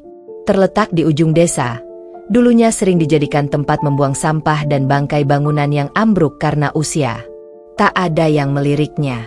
Tak ada yang mengira tanah itu kelak akan menjadi titik balik nasib ratusan perempuan yang selama ini hanya dikenal sebagai pengangguran, janda kampung, atau mantan buruh pabrik. Tapi hari itu, aku berdiri di sana, bersama tim arsitek muda, ibu-ibu relawan, dan beberapa gadis desa yang dulu datang padaku dengan tatapan malu-malu, kini sudah menjadi manajer dapur, pengelola gudang, pembicara pelatihan. Di tengah tanah itu, Aku katakan dengan suara tegas. Disinilah kita mulai membangun mimpi. Bukan istana, tapi sekolah. Sekolah untuk perempuan. Tempat di mana tak ada lagi yang boleh berkata, kamu hanya istri orang, atau kamu cuma perempuan desa. Di sini, semua akan belajar bahwa berdiri sendiri adalah hak, dan kekuatan bukan milik yang berkuasa, tapi milik yang bertahan. 3 bulan kemudian, bangunan itu berdiri. Tidak mewah, tapi bersih. Hang, dengan nama sederhana tapi kuat. Sekolah Perempuan Akila. Berdiri, berkarya, berdaya. Kelas-kelasnya tidak hanya berisi pelajaran tata boga atau menjahit. Di sana ada pelajaran akuntansi dasar, kepemimpinan, komunikasi, bahkan hukum hak perempuan. Dindingnya dipenuhi kutipan motivasi dari perempuan-perempuan tangguh dunia. Tapi yang paling sering difoto adalah tulisan besar di depan ruang utama. Kita tidak dilahirkan untuk tunduk pada hinaan. Kita hidup untuk membuktikan bahwa luka bukan alasan untuk mati sebelum waktunya. Setiap minggu, aku datang mengajar langsung. Duduk bersama perempuan-perempuan yang dulunya tertunduk. Kini matanya menyala. Beberapa dari mereka adalah janda muda, ditinggal suami karena KDRT. Beberapa mantan TKW yang pulang tanpa apa-apa. Beberapa adalah korban pernikahan dini. Semua pernah jadi sasaran hinaan. Tapi hari ini, mereka adalah murid. Dan sebentar lagi, mereka akan jadi guru. Hari kelulusan pertama, aku berdiri di panggung kecil di halaman sekolah itu. Di depanku, 30 perempuan memakai toga sederhana buatan sendiri. Semua berdiri tegak. Air mata mengalir bukan karena sedih, tapi karena akhirnya mereka sadar, mereka bukan lagi korban. Mereka adalah penyintas, pejuang, pendobrak. Aku berbicara pelan, tapi tegas. Aku tak ingin kalian membalas dunia dengan kemarahan, tapi aku ingin kalian menggenggam dunia dengan keyakinan. Jangan takut dibilang perempuan biasa, karena dari perempuan-perempuan biasa, lahirlah sejarah yang luar biasa. Mereka bertepuk tangan, berdiri, menangis. Dan aku tahu, hari itu, balas dendamku sudah selesai. Bukan karena Reza tersungkur. Bukan karena ibu mertuaku memohon di lantai toko. Tapi karena aku telah membalikan peta. Dari perempuan yang dulu dibuang karena tak dianggap, kini aku mengangkat perempuan lain agar tak lagi perlu menjalani luka seperti yang pernah kulalui. Dan saat matahari terbenam di balik sawah lama yang kini menjadi tempat lahirnya harapan, aku menulis dalam jurnalku. Aku tidak membalas dengan luka. Aku menyembuhkan dengan ilmu. Dan jika aku pergi suatu hari nanti, biarlah jejakku tertinggal di tiap perempuan yang akhirnya bisa berkata, aku bangkit, karena aku melihat Akila tidak menyerah. Pagi itu, aku berdiri di depan cermin. Di dalam kamar hotel di Jakarta yang menghadap Monas. Gaun panjang sederhana berwarna krem melekat di tubuhku. Rambut disanggul rapi, wajah dipulas ringan. Tapi tak ada kemewahan. Hanya ketenangan. Karena hari ini, bukan tentang kemenangan, tapi tentang persembahan. Untuk seseorang yang selama ini diam, sabar, dan menahan semua luka sendirian, ibuku. Ketika ajudan dari Sekretariat Negara datang menjemput, aku tidak sendirian. Di sampingku duduk perempuan tua yang dulu menggendongku dengan kain lusuh. Yang dulu menjual onde-onde keliling sambil membawa payung bolong saat hujan. Yang dulu digelari, ibu dari mantu tak tahu diri, oleh mertua yang kini tak berdaya. Hari itu, beliau duduk di mobil dinas berplat RI dengan gaun batik terbaik yang pernah ia miliki. Pemberianku saat pertama kali aku membuka cabang toko kue kedua. Mobil melaju tenang. Sepanjang perjalanan, ibuku hanya menggenggam tanganku erat. Tak berkata-kata. Tapi aku tahu, tangannya yang dulu kasar karena terlalu sering meremas adonan tanpa mixer itu kini gemetar karena bangga. Tiba di istana, kami disambut petugas protokoler. Ibuku hampir tak percaya saat kaki tuanya melangkah di atas karpet merah. Ia menoleh ke kiri kanan. Matanya berkaca-kaca. Kila, ini beneran kita ya, Nak? Aku tersenyum. Iya, Bu. Bukan mimpi. Ini nyata. Dan kita sampai ke sini bukan karena siapa-siapa, tapi karena Ibu percaya aku bisa. Di ruang utama istana, nama-nama besar sudah duduk di kursi barisan depan. Menteri, tokoh nasional, duta besar, dan perempuan-perempuan hebat dari seluruh negeri. Tapi ketika nama Akila Nur Rahma dipanggil oleh Presiden langsung untuk menerima anugerah perempuan pejuang bangsa, semua kamera tertuju padaku dan pada ibuku yang berdiri perlahan. Air matanya tumpah begitu saja. Aku berjalan ke podium, menerima penghargaan, lalu diberi waktu singkat untuk berbicara. Suasana hening, dan aku berkata, "Saya bukan siapa-siapa. Saya bukan keturunan pejabat. Saya hanya anak perempuan dari ibu penjual kue keliling yang pernah ditolak, dihina, dan dianggap tak layak menikah dengan keluarga lurah. Tapi ibu saya tidak pernah menyerah. Ketika dunia bilang saya tak bisa apa-apa, beliau satu-satunya yang berkata, 'Nak, kamu cukup, meski mereka bilang kamu tidak.' Dan hari ini, saya berdiri di sini untuk membuktikan bahwa suara ibu saya adalah satu-satunya ramalan yang jadi kenyataan." Tepuk tangan bergema. Tapi aku hanya menoleh ke bangku tamu. Di sana, ibu berdiri, menangis. Tak bisa bicara, tapi bibirnya bergetar pelan. "Terima kasih ya Allah, anakku berdiri di istana." Aku turun dari panggung, menghampiri ibu, memeluknya erat. "Bu, ini semua untuk ibu. Semua ini terjadi karena ibu tak pernah berhenti percaya padaku. Bahkan ketika aku sendiri sudah hampir menyerah. Dan di hari itu, aku tidak merasa hebat, tidak merasa berjaya. Aku hanya merasa, aku telah menunaikan satu janji paling penting dalam hidup, membuat ibuku menangis bukan karena sedih, tapi karena bangga." Sore itu, langit berwarna emas. Cahaya matahari masuk dari celah jendela kayu di ruang baca rumahku yang sekarang, rumah 2 lantai dengan kebun belakang penuh tanaman obat. Suara anak-anak kecil belajar membaca dari sekolah perempuan di belakang rumah, dan aroma kue pisang kukus yang menguar dari dapur. Aku duduk di kursi rotan. Di tangan kananku, segelas teh jahe. Di tangan kiriku, jurnal tua, jurnal pertama yang kutulis setelah malam aku diceraikan di malam pertama. Dulu, bertahun-tahun lalu. Kertasnya mulai menguning, tapi tulisannya masih utuh. Ada kalimat di halaman pertama. "Kalau aku selamat dari ini, aku akan menjadi cahaya bagi perempuan lain. Aku janji." Hari ini, aku membaca ulang kalimat itu dengan senyum kecil. Karena ternyata aku menepati janji itu. Bukan karena aku sempurna, tapi karena aku tidak menyerah. Reza, kini tak lagi ku tahu kabarnya. Terakhir ku dengar, hukumannya diperpanjang karena terbukti menyalahgunakan dana desa secara sistematis.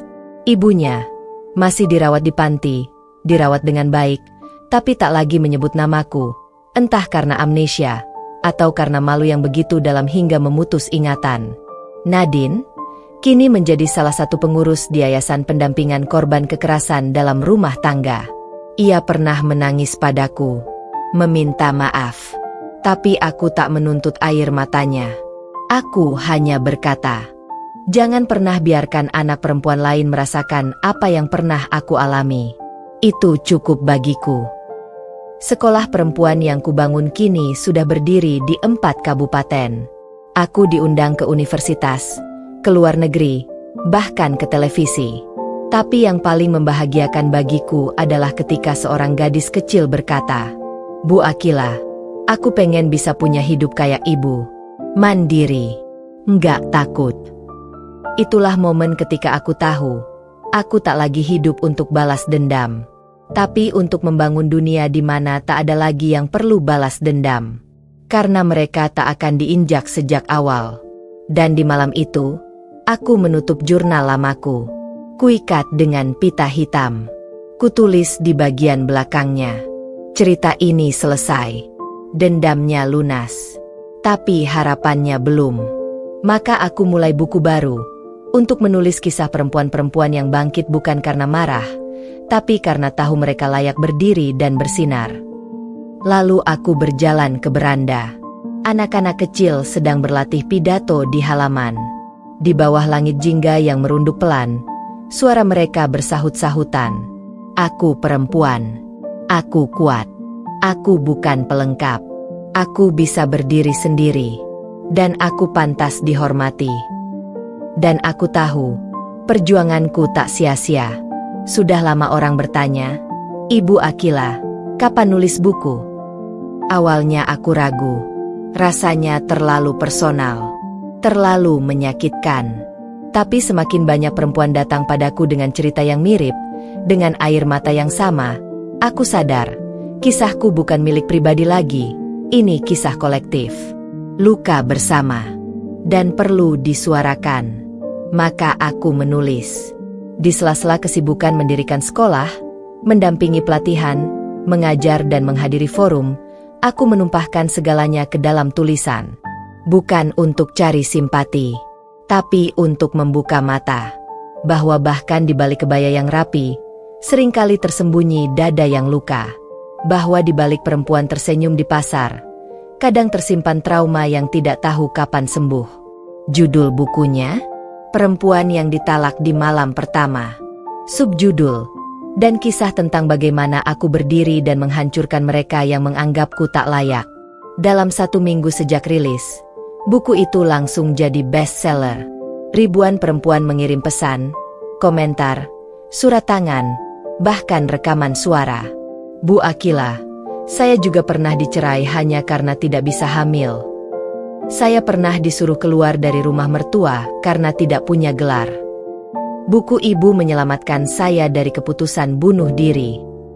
Akila, terima kasih. Akhirnya ada yang menulis luka kami dan mengubahnya jadi cahaya." Dan setiap kali ku baca itu semua, aku menangis. Bukan karena sedih, tapi karena kini aku tahu, aku sudah menjadi bukan hanya pejuang untuk diriku sendiri, tapi pembuka jalan untuk banyak perempuan lain yang butuh pegangan dalam gelap. Hari itu aku tidak pakai gaun putih panjang. Tidak ada pesta mewah. Tidak ada riasan berlebihan. Tapi ada satu hal yang tak pernah aku miliki di pernikahan pertamaku. Ketenangan. Namanya Fadli. Ia bukan orang kaya. Bukan pejabat. Bukan pengusaha besar. Tapi ia datang bukan untuk menyelamatkanku, karena aku sudah selamat sejak lama. Ia datang untuk berjalan bersamaku, bukan memimpin atau menyeretku. Ia tahu siapa aku. Ia tahu masa laluku. Ia membaca bukuku 3 kali sebelum berani menyapaku. Dan ketika ia melamarku, ia hanya berkata, "Aku tidak mencintaimu karena kau kuat. Aku mencintaimu karena kau tidak pernah berhenti berjuang. Bahkan ketika kau sendiri tidak yakin masih bisa. Dan aku ingin menjadi orang yang ikut menjagamu, tanpa mengikatmu." Kami menikah di masjid kecil di pinggiran kota. Hanya dihadiri keluarga dan para perempuan dari sekolah. Tak ada musik keras. Hanya tawa, doa, dan ketulusan. Saat ijab kabul selesai, aku menangis. Bukan karena trauma, tapi karena kini aku tahu, ada cinta yang tidak menghancurkan. Ada rumah yang tidak berupa bangunan, tapi pelukan yang tidak menghakimi. Dan saat aku menatap ke cermin malam itu, untuk pertama kalinya aku melihat perempuan yang tidak lagi marah, tidak lagi takut, dan tidak lagi berjuang sendirian. Perempuan itu bukan hanya Akila yang dulu diceraikan di malam pertama, tapi Akila yang sekarang, perempuan yang membangun kerajaannya sendiri, dan memilih siapa yang pantas diajak tinggal di dalamnya. Namanya Sinta. Usianya baru 25. Dulu, ia datang ke sekolah perempuan sebagai murid termuda. Wajahnya pucat karena baru lepas dari pernikahan paksa yang penuh kekerasan. Ia hanya lulusan SMP. Tak bisa bicara lantang. Tapi hari ini, dia berdiri di aula besar sekolah perempuan Akila sebagai Direktur Nasional Termuda, menggantikan tugasku. Tangannya gemetar saat kukalungkan tanda simbolik. Pin emas berbentuk tangan menggenggam cahaya. Simbol dari janji yang dulu kuucapkan, bahwa setiap perempuan yang pernah direndahkan, suatu hari akan menggenggam hidupnya sendiri. Aku tidak menangis. Aku hanya menatap Sinta dan berkata pelan, "Hari ini aku berhenti berlari. Tapi bukan karena aku lelah, karena aku sudah sampai." Para guru dan murid menangis. Tapi ini bukan akhir. Ini hanya estafet. Karena aku tahu, perjuangan tidak harus digenggam selamanya. Kadang, perjuangan juga perlu diwariskan, agar tumbuh lebih besar dari satu tubuh. Aku kembali ke rumah kecilku di pinggir hutan kota. Halamannya penuh tanaman cabai, daun mint, dan kelopak mawar. Aku berkebun, menulis, menyiram tanaman setiap pagi, mendengarkan musik gamelan atau suara hujan. Setiap malam, aku duduk di beranda bersama Fadli, berbicara soal hidup, soal ayam yang tak mau bertelur, soal dunia yang terus berputar. Tak ada lagi kamera, tak ada lagi rapat besar. Tapi aku tak pernah merasa lebih hidup daripada hari ini. Karena untuk pertama kalinya, aku hidup bukan untuk membuktikan apa-apa. Aku hanya hidup karena aku bahagia. Dan suatu pagi, saat mentari naik perlahan, aku membuka jurnal baru, menulis kalimat pertama. Jika dulu aku bertahan untuk membalas, kini aku bertahan untuk menikmati. Karena setelah badai, selalu ada pagi yang tak perlu dijelaskan pada siapapun. Dan pagi ini adalah milikku. Aku menutup jurnal itu, menghela napas panjang, dan tersenyum. Tamat.